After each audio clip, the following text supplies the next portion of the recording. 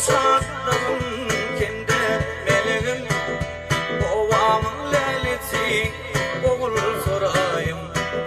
Gaylım kim sattım kendi meleğim, babamın lelesi oğul sorayım. Gönlümün seyini oğul sorayım, babamın lelesi oğul sorayım. Oğul sorayım.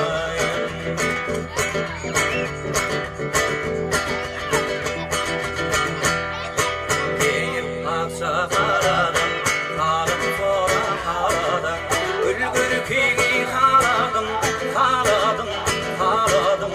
Gide bir de bir bakman mı, gide bir lokman mı?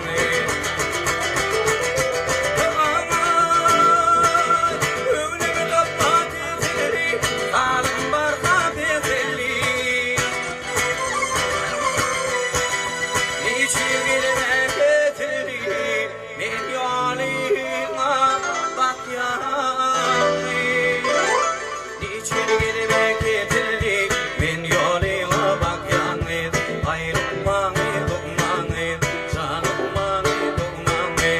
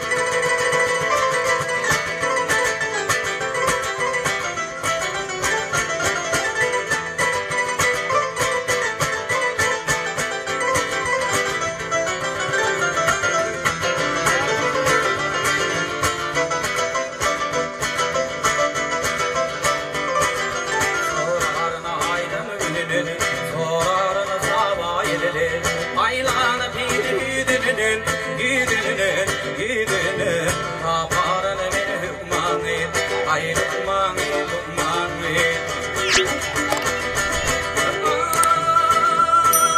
Ölümü kapma getiri, kalım barka beteli. Ahın için gelmen yetilay, tek yoluna bak yağın. Gideme getirdi ben yoluma bak yanı, ayrılmanı durmanı, ayrılmanı durmanı. Ele bere ak yanı.